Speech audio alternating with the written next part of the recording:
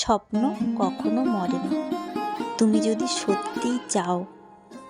তো বন্ধুরা, তোমরা সবাই কেমন আছো? আশা করছি ভালো আছো। আর আমিও মোটামুটি সুস্থ আছি, ভালো আছি। সবার কমেন্টে আবার নিয়ে চলে এলাম একটা নতুন গল্প। তো গল্পটা শুরু করি, তোমরাও গল্পটা শুনতে থাকো। একটি ছোট্ট গ্রামে বাস করত রাহুল নামের এক যুবক।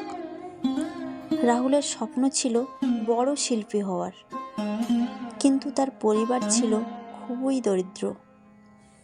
প্রতিদিন সে কঠোর পরিশ্রম করত, কিন্তু তার স্বপ্ন পূরণের পথে অনেক বাধা ছিল। একদিন রাহুলের বাবা গুরুতর অসুস্থ হয়ে পড়লেন। পরিবারের একমাত্র উপার্জনকারী হিসাবে রাহুলকে তার স্বপ্ন ত্যাগ করে তাকে কাজ করতে হলো। সে দিনরাত পরিশ্রম করত, কিন্তু তার শিল্পী হওয়ার স্বপ্ন কখনো মুছে যায়নি। একদিন রাহুলের বাবা মারা গেলেন। রাহুল খুব একা হয়ে গেল। রাহুলের মনে হলো তার জীবনের সব আশা শেষ হয়ে গেছে। হঠাৎ করে তার মায়ের কথা মনে পড়ল রাহুলের।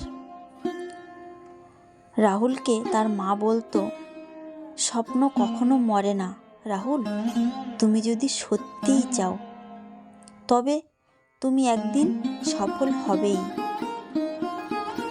রাহুল আবার তার স্বপ্নের পথে হাঁটতে শুরু করলো।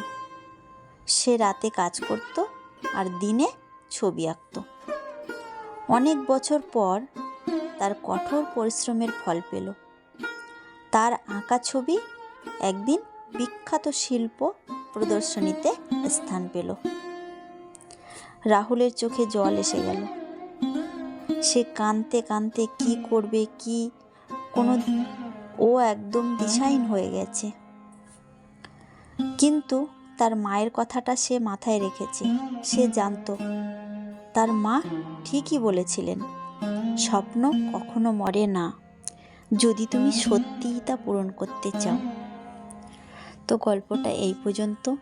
গল্পটা ভালো লাগলে অবশ্যই লাইক করো আর কমেন্টে জানিও।